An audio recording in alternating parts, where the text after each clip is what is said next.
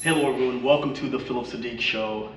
We are totally excited, blown away. First of all, we're at the Mill Valley Film Festival, 36th year. We've been covering it for the last 3 years. We're happy to be here. But when I went through the itinerary of who was going to be here, and I saw this young guy here, Thomas Dolby, I said we must get an interview with him because his music touches me from way, way back. Europa, all those, one of our submarines. I mean, it's just crazy, crazy, crazy. So before I get crazy, welcome to the show. Thanks. Nice to be here, Blake. My pleasure. Now, we're going to talk about your film, The Invisible Lighthouse, but give us a snapshot of coming up, when you did, and the particular music, because you did a lot of things that are now considered regular. Podcasts, for instance, you did it back in the day when it was kind of like, what is this guy doing? Mm-hmm. And now it's an everyday thing now. Mm. You know, I've always loved to be the first guy to go in and flounder around in an area where I don't really know what I'm doing. I find that stimulating, and I'm not afraid to make a tit of myself. So I never read the manual. You know, I just dive right in and I grab a new toy and I mess around with it and I figure out how I can get creative with it. And I've done that really from the beginning. So if you look at what I've done and you sort of, and you map, you know, the evolution of technology alongside it, you get things like, you know, synthesizers, drum machines, samplers, MTV, the internet, mobile phones, DIY filmmaking, and so it goes on. And so, you know, whenever there's a breakthrough technology that is right on the cusp of changing things in a big way, but nobody really knows how to use the new technology, that's when I dive in and start getting frantic. Getting frantic. I like the way they put that, getting frantic. Now, we're going to take a step back from a little history. Now, some of the songs you made, I remember reading that one of our submarines is missing, and there was a story that I think you told about that. Can you share with our audience? Yeah, I have an uncle that I never met. And when I was growing up, there were photos on the stairs of various friends and relatives.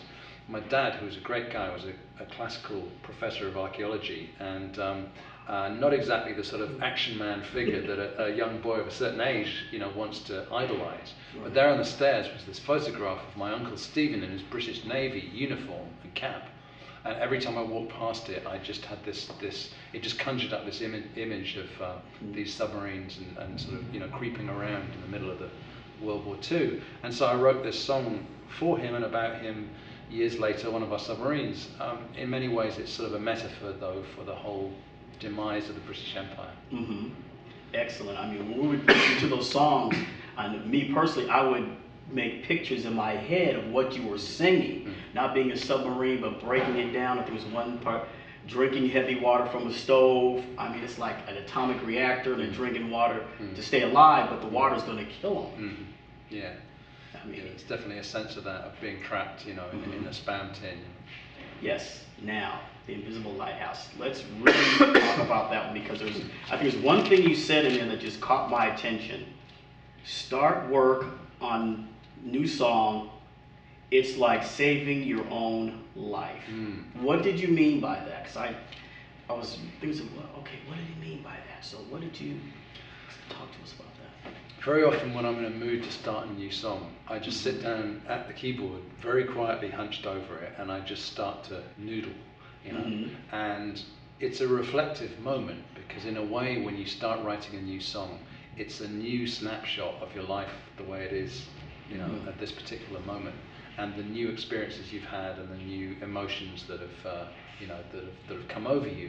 And so there is a sense sometimes, especially when things are not going well, that songwriting is a kind of a way to heal yourself, you know, to respond to all the bad stuff that's happened. You know, you can cure yourself with a song.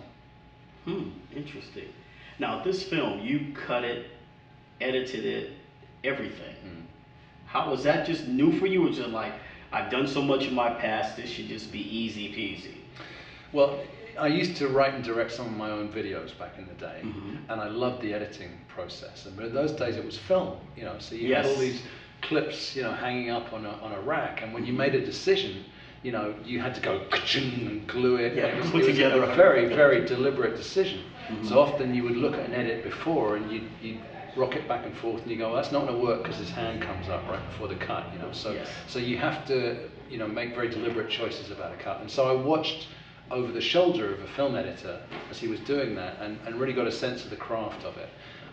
Nowadays, of course, we work in computers and we're working with software, which in many ways is very similar to music editing software, because you have chunks of media, which on their own don't amount to much, but combine, you know that there is a puzzle in there, and if you can solve the puzzle, you can come out of it with something great. But as you combine chunks of media, the first time you throw them together, they don't quite work. And is that because the cut was in the wrong place, or is that because you need a fade, you know? Is it because you need to use a special effect? Is it because you're too wide or too tight? Or maybe it's a sound thing, you know? Maybe if you fix the sound, the cut will work just fine. Well, all of those skills are very similar to working with just audio. And of course, the actual process of, you know, working the software, all your hard disk space, memory, all of those kinds of things, upgrades, you know, all of that is very similar to working with music. So a lot of those skills I had, but I confess to be a newbie at it. You know, I'd never really worked with anything more sophisticated than iMovie before. I work in Final Cut Pro X, which the pros complain is nothing more than iMovie Pro. But actually, that's exactly what I needed with iMovie Pro. Yeah, and I love it. Now you're working with Blake. His last name. Leyh. Leyh, right? Academy Award nominated. The Wire. A lot of folks, we do know The Wire, and one of my favorite films, The Abyss. Now, what's it like working with this caliber of artist? Well, I mean, he's got an amazing sonic ability. You know, he would tell me stories about how James Cameron, you know, would want an oil rig to tip over the edge of a cliff underwater. You know, well, what the heck does that? I don't think any of us know what that sounds like. You know, so Blake would just pull out all the stops, and he should tell you himself. But it's a great pleasure for me, you know, to have him on the road, and I'm very fortunate. You know, Blake has never been on the road before, and that was the appeal. I think. Is that right? He could be doing, you know, the next Hollywood blockbuster, you know, back home in his studio, but he chose to come out around these little theaters with me, so I'm very, very fortunate to have him. Wow, that's big. I mean, folks, J.J. Abrams has talked about your film and Richard Blake, saying how innovative it is. That must make you feel, I mean, good. I mean, they're, you know, J.J. Abrams, Fringe, and Star Trek. Yeah, Lost and so on, yeah. Well, I mean, JJ has been a friend since he was, you know, 21 years old, and he is a great musician, and actually has a much better studio in his back room than I have in mine. He I think, has done themes for some of his own shows just while he's sitting around, you know, with his laptop in an edit suite or whatever. And he's a good electronic musician, and so he would come to me for suggestions and ideas sometimes. And similarly, when I started making films myself, you know, the first cut that I did, I showed it to him. I said, "Am I going crazy? Should I be getting a professional to do this?" And he completely encouraged me and said, "No, you know, you could improve the production values a little bit, but what you've got is something that most people don't have, and that is a voice, you know, in your filmmaking and a personality, and you should stick with it and you know, just get it done yourself." And so that's what I did. Okay, now we did have a Twitter question a couple of moments ago, and they talked about, ask Thomas about steampunk. You familiar with steampunk? Absolutely. Yeah, because I said, I think he was on the cutting edge of steampunk from some of your older videos. Yeah. Well, Amanda Palmer said that I am to steampunk what Iggy Pop was to punk. In other words, Iggy never had spiky hair and torn trousers and things like that, but at the same time, he's the sort of the spiritual, you know, father of the punk movement in terms of energy. So the thing is about my music and lyrics is that I very often think, well, what if things had turned out differently? For example, with the Invisible Lighthouse, I live on a coast that was the one that faced, you know, the potential German invasion in World War II. It faced the Vikings, it faced Napoleon. And so the coast is littered with the remains of these defences against invasions that fortunately never came. But it was touch and go. I mean, if there hadn't been a storm on one particular night, you know, the Nazis might have invaded Britain and the rest of Europe had already fallen, you know. So we could have been occupied. The whole history of the world could have turned out very differently. So very often in my music, I sort of think through what would it feel like if things had been different like that. Would there still be a resistance? Would there be an underground? And if so, you know where I'd be. You know, I'd be underground with them. That's the underground. So steampunk, I think, is interesting because it's almost like, well, what if the microchip had never been invented? What if we had to power things with cogs and clockwork mechanisms and steam? You know, so it's not just a sort of retro look at Victorian times. It's kind of like, well, if the predictions of H.G. Wells and Jules Verne and so on had come true, you know, what would life be like? Wow. Yeah, I remember watching those films when we were little, you know, and they, even today, they still hold up. They still have legs. They still hold up. Yeah, and there's a certain charm to old sci-fi because some of what they predicted was, in an eerie way, very close to what we ended up with. Yes. A lot of it was way off the mark, but it's just charming anyway. Yeah, I used to watch those old British sci-fi films on there, like, wow. And the thing I guess that got me was, as far as your country was like attacked in the real war. Ours was not as extensive as yours was. I would think, how would they live with, you know, your bombs going off and you're still going to school? And you could have that fear, we're going to get invaded any day now, but you're still trying to keep some type of normalcy. Yeah, no, I find that extraordinary. I mean, that was my parents' generation. But the thing is, I mean, we look back and we say, well, 39 to 45, you know, and during that time, they had no idea how long the war was going to go on. It might have been over very quickly if the Germans had invaded. And living like that, to me, is just extraordinary. And so I always identify with, I've just always done this, whether it's there, whether it's Cold War, whether it's sort of dissident, you know, Russian rebels or whatever, or you know, a completely different sci-fi future, you know, on some planet elsewhere in the universe. You know, who's the resistance? Who are the ones who don't take the oppression? That's how I identify. Wow. Now talk about the lighthouse. You said I think there's one other thing you said about your memories in the film. You said your memories, and I can't recall who said that didn't happen. You said, but I know I saw it. You said the memories, it was burned into your retina. Yeah, it's like an implanted memory. Yeah, I think many of us have that. You know, I think we're very selective about our memories of childhood, and I think that we have the ability to rewrite, you know, our own memories. In many criminal trials, they say that eyewitness testimony is often the least reliable. You know, a guy will stand there on oath, you know, hand on a Bible, and say, car came out of a driveway, it's a red car and it turned right, and then they show the video and it was a blue car and it turned left, you know.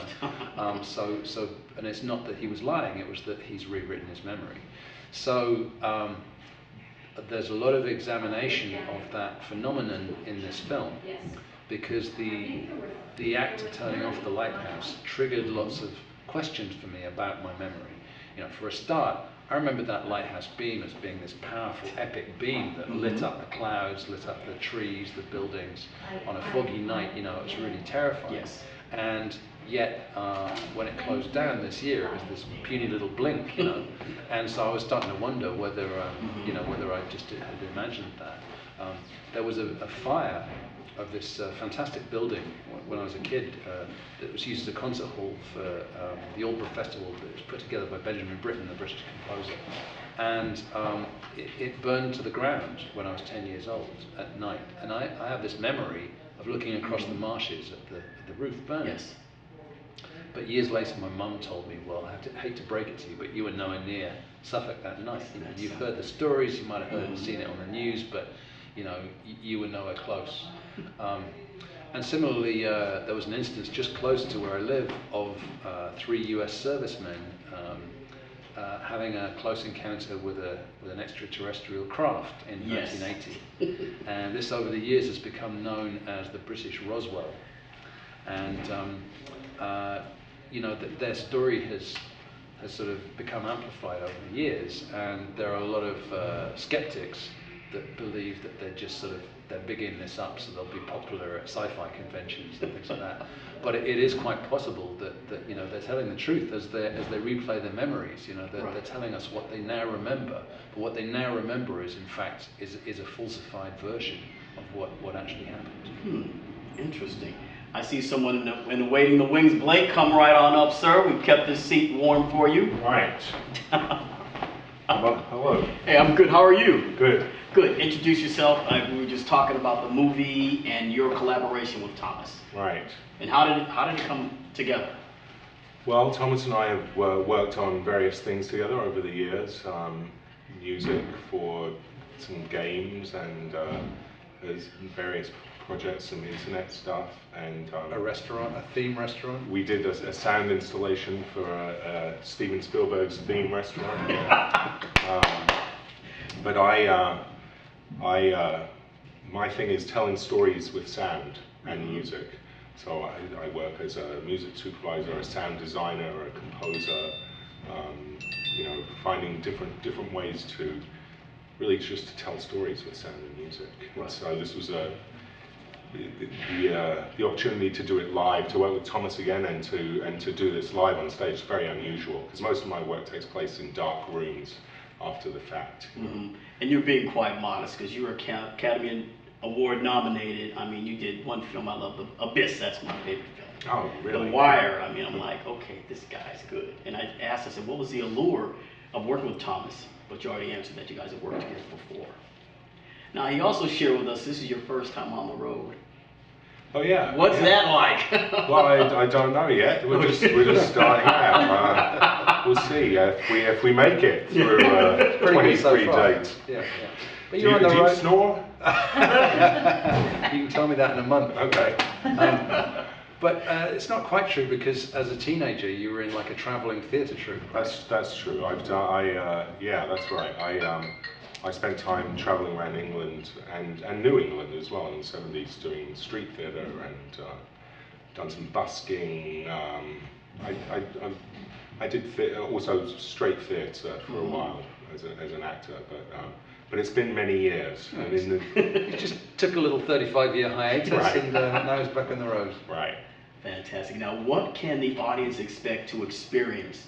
Because this is the film, and then you're lively adding different elements. So what can the audience expect to see from this experience, The Invisible Lighthouse?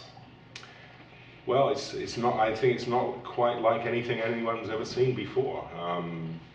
You know, it's very unusual.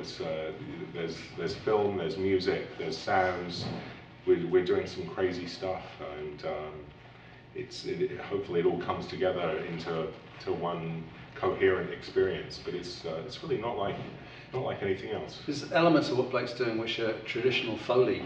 You've probably seen like in documentaries about the making of the Hollywood movies, and there's that image of the guy with the pit of gravel or twigs or whatever doing, and then also every time Brad Pitt sits down in his Armani suit, it has to rustle just a certain way, so all of those kind of things. That's conventional Foley. So there's aspects of what Blake is doing, are exactly that to picture, but it gets more creative and more imaginative than that, because he's processing the sounds in real time through a computer and playing a bit of guitar. And what I love about Blake's sounds is that very often there's no divide really between what's music and what's sound effects. It's just this lovely, it's true sound design. Perfect. Well, everyone, when the film hits your city, or should I say the experience hits your city, go out and check it out. They have to run, they're still setting up. We were very lucky to get them. Stephanie, thanks, and Julie.